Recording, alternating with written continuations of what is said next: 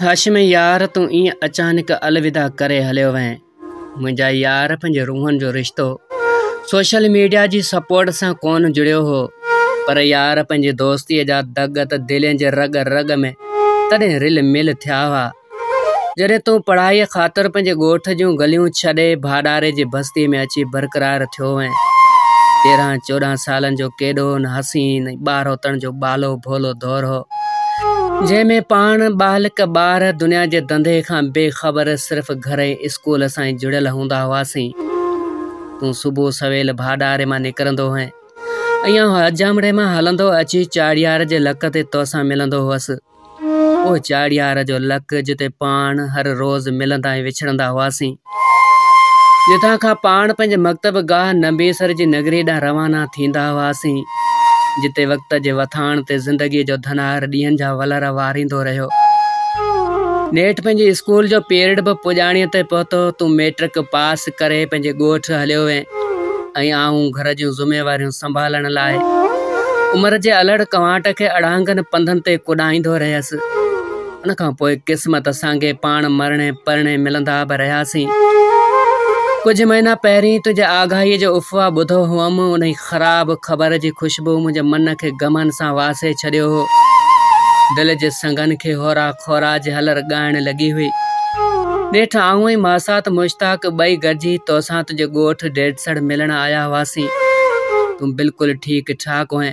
तुंहिंजे अङण ते अचण खां पोइ जुलाई जे जिस्म ॿारींदड़ गर्मी में तो जेका टहिकनि जी हवा हई हुई, उन थधिकार खे आऊं किथे थो विसारे सघां यार।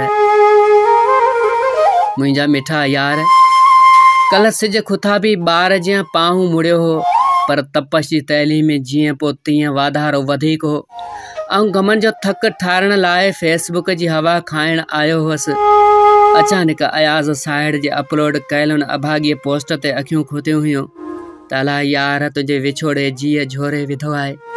तुंहिंजी तस्वीर त ॾिठी हुअमि, पर तुंहिंजो अचानक ईअं अलविदा करण ते यकीन कतई न थे आयो। ग़मनि जो थक ठारण बजाए फेसबुक जी हवा मुंहिंजे वजूद खे ॾांव बणिजी ॾंभे छॾियो हो। अखियुनि जो पातार उतरी पियो हो। दिलि जी खेट में ख़ुशियुनि जा फसल भुरी भुरगुड थी पियो हो। गपल वक़्तु ख़ामोशी जे खट ते सिधो थी सोचनि जे शरीर में लुड़ंदो रहियसि। पहिरीं सोचियमि त कीअं वञा उन गुलाबनि जहिड़े चहिरे ते जंहिं ते हर वक़्तु टहिकनि जा पोपट टिमटार हूंदा हुआ, पर अॼु उन मुरझायल गुल ते को बि टहिक जो पोपट न हूंदो। पर वरी बि दिलि ते पथर रखी उन मुंहिंजे यार अलाह ॾिने लाइ अचणो पियो, जंहिंसां मुंहिंजी दोस्तीअ जा धागा बि तुंहिंजे ई करे जुड़िया हुआ, जंहिंखे तुंहिंजे अलविदाई ते आथत ॾियण त मुंहिंजे वस में कोन हुई, पर हिकु बेवस भाव बणिजी तुंहिंजे ॾुख में भाकुर विझी भाइवार थियण लाइ। ओ यारनि जा यार, जॾहिं आऊं ॻोठां निकिरी भोॼाकर चौक ते पहुतो हुअसि, तॾहिं मुंहिंजे अखियुनि ते त चश्मो चढ़ियल हो, पर सरदार सूमार जे अखियुनि में मूं हिकिड़ी झलक जी झाती पाती हुई त दिलि जे नशीलनि नेणनि में नशनि जा खुमार न, पर लुड़कनि जा अंबार नज़र अची रहिया हुआ, जेके उते अलादीन जे कुल्हे ते ईअं छणी पिया हुआ जीअं रुख़सतीअ जी सांझ में पीअरनि जे पिंबड़नि मां धीअरनि लाइ छणी पवंदा आहिनि। मुंहिंजे ॻोठ में हर फर्द जे चहिरे ते ऊन्हो दर्द नज़र अची रहियो हो। हर अख मां लुड़कनि जो वॾफड़ो वसी रहियो हो।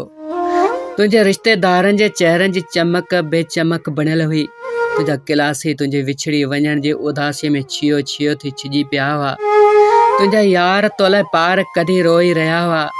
जॾहिं तोखे तुंहिंजे घरां सिंगारे संवारे घोट करे आंदो वियो पिए, तॾहिं हज़ारनि जे तइदाद में माण्हू अची मिड़िया हुआ।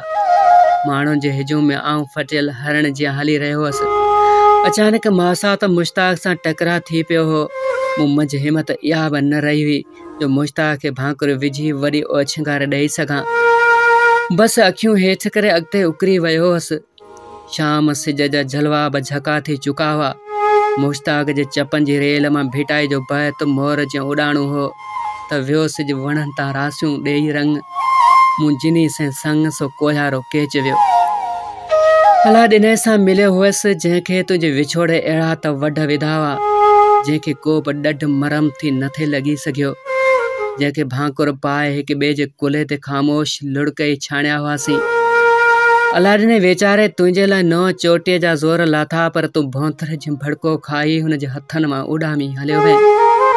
भात दिलनि जो माउ हूंदा आहिनि। जीअरे कलेजियूं कोरण जी तकलीफ़ छा थींदी आहे, तंहिंखे अलादीन हुई सोरहाना सम्झी सघे थो। बसि यार तोले परवरदिगार जे दर दामन झले इहा ई दुआ पिना थो त मालिक तुंहिंजी नई दुनिया में तोखे आज़ाद ऐं आबाद रखे। तुंहिंजो पंहिंजो गमगीन नोड़ी।